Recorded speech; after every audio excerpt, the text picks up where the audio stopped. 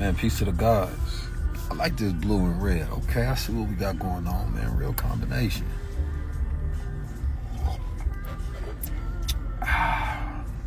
Listen, I was doing my research about coffee, right? And how, of course, coffee comes out of Africa and some of the trade routes, out of Africa that ended up making it to Europe. But when the Moors had the coffee houses, they would set them up in a way where, and don't worry, this is mushroom coffee. You feel me? So even if you don't like coffee or drink coffee, or if you're a tea person, this is like the perfect in-between in the middle. It still give you the clarity, it'll give you the energy. You feel me? It'll give you that supercharge for your day without the side effects that you typically get from, these terrible coffees that people be drinking. So I'm glad we can make something that, can help amplify you without the detriments, but with all the benefits. Lion's mane and cordyceps. Now, back to the story. The coffee houses back in, let's say, ancient Spain, Moors, you feel me? What they would do is they would have coffee specifically inside their coffee houses, which were beautiful. They were decadent. They had geometrical shapes. You understand me? It was draped. It was nice. They would serve them on these silver skewers. Ewers. These silver ewers is like these fancy, silver pots you would see. Real decadent. And there was actually a ritual, of course, in the way that you would pour it, that you had to hold it with a certain hand, and pour it with the right hand. And it was a whole entire performing ritual that you would do when you were pouring somebody coffee. So it was an exceptional kindness when somebody would offer you coffee in the house. But specifically, these coffee houses would get together and they would have intellectual conversations, such as about music, politics, philosophy, right? Culture itself, astronomy, mathematics. This is what the ancient coffee houses were for.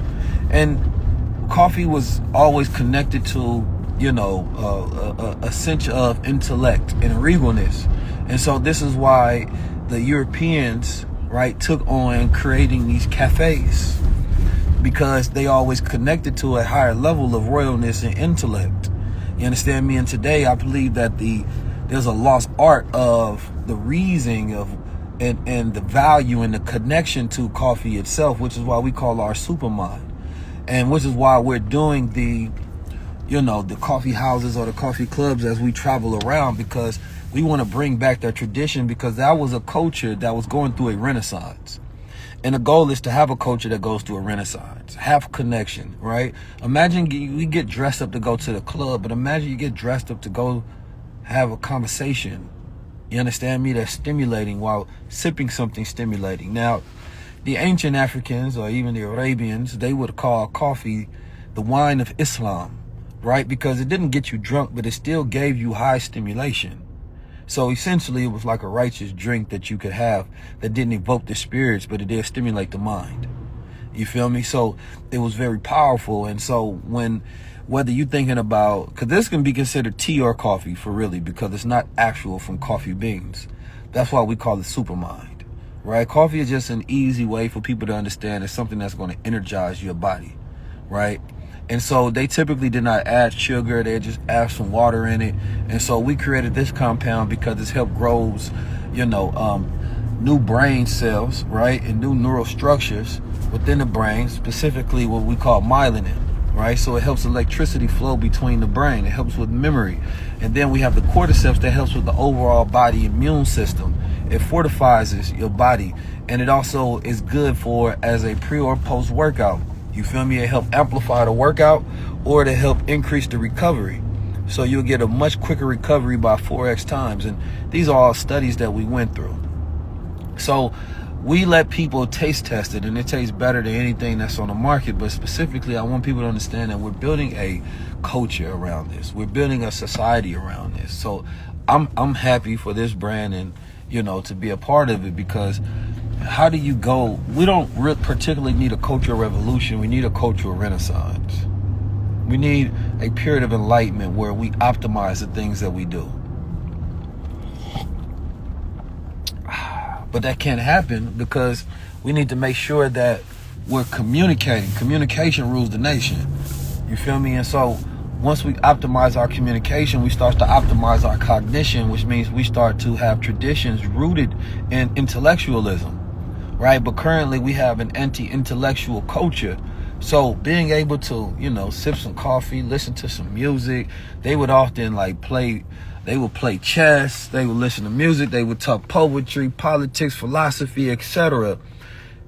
That right there, to me, seems like a much better culture of late night hitting the club, you feel me, and having hangovers, and everybody is involved in the voodoo spirits of the club and trying to figure out why their life is in shambles and disarray and why they don't have no balance.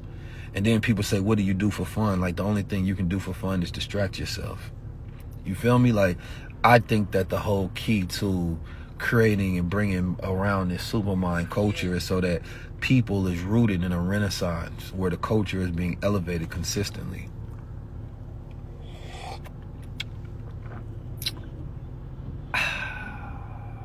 Just that good stuff. Just that good stuff. Just that good stuff right there. You feel me? Like, I want to have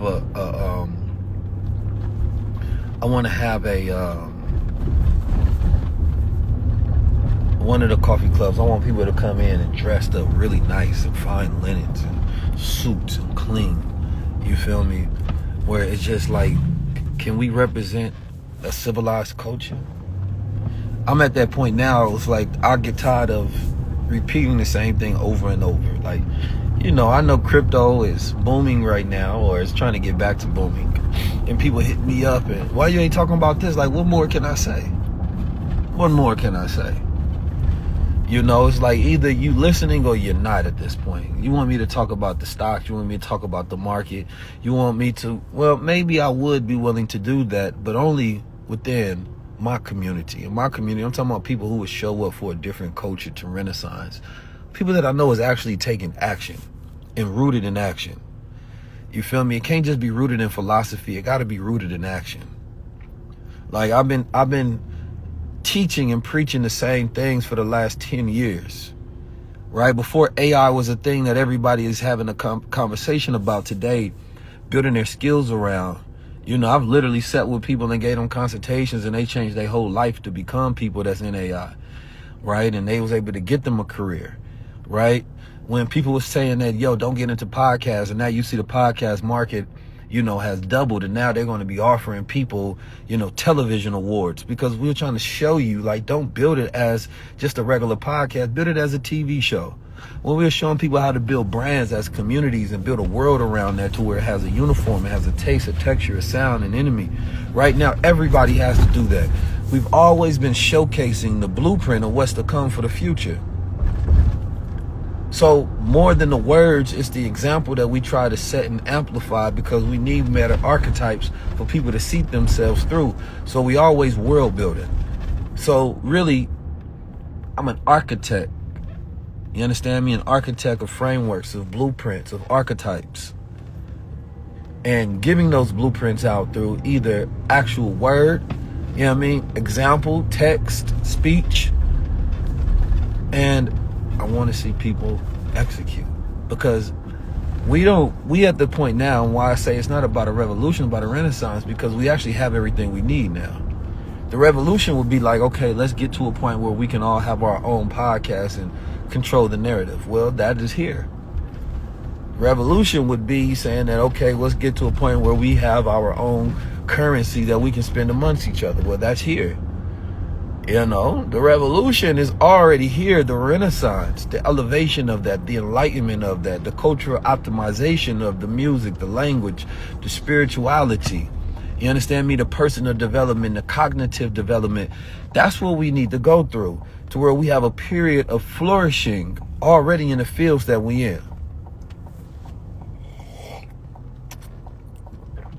I was having a conversation with my brother Keenan earlier. We was working out because we was talking about these ideas, these family offices, and why come people in a culture don't support each other more, and why we haven't made a culture out of it, right? Where there's intention, to where we don't see people and we say, I love what you're doing. We see people and we take part in what they're doing. It's completely different, right? When we take part in what they're doing, that means that we're going to amplify it. That means that we're going to fund it. my goal is to really have a renaissance in media. You understand me? I want to build out the high level network. We're probably going to have to be funded by the people, you feel me, or get some private investors, because what I've been able to do in media, nobody is able to been do in culture, period. So if we can amplify that, then we can start scaling out that type of influence, which can create phenomenal impact. I see brands like Diary of a CEO. I see the Joe Rogans of the world. You understand me? The reason that they're able to do it is because of the phenomenal backing, the impact, and the funding that goes into it, to where you create a database to where the decisions are being made based on the analytics, and then you amplifying those decision factors so that you can scale the business, which is more so about scaling the influence, so that we can then control narratives, which saves lives, impact lives.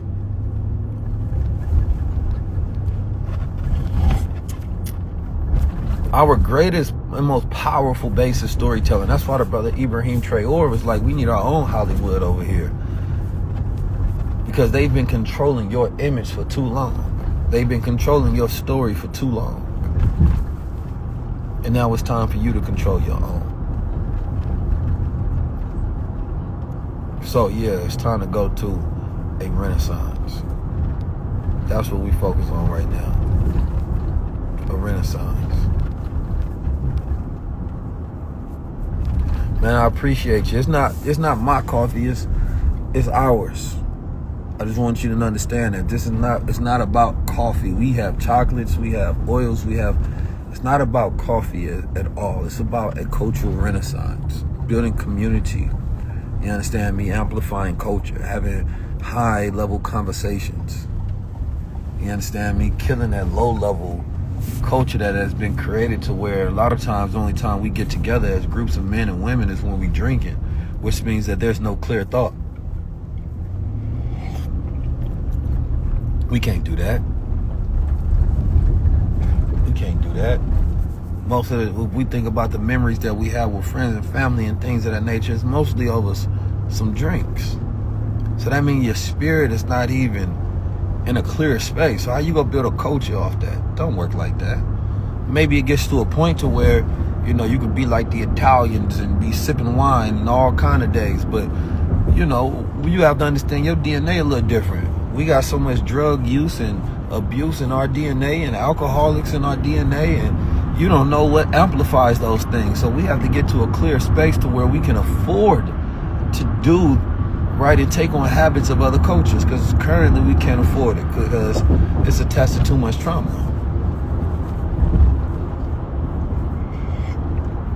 So I think that we need a culture to where we're sipping on mushrooms together and we having intellectual conversations and coming together for a renaissance. And I asked the question, Pope or the Diddy? You know, first of all, you can comment if you want to try the coffee. Comment coffee or comment supermind. If you want to be a part of the renaissance. You know, it was always stated that you should always have some sort of drink in your house, whether it's tea or whether it's coffee, you know what I mean, to offer guests. And then you go through a pouring ritual, which shows a level of respect and appreciation. And a person typically would only ask for 1 cup unless they're in a deep stimulating conversation and you're giving them the coffee to help stimulate them more during the conversation, which is such a powerful idea. I love that.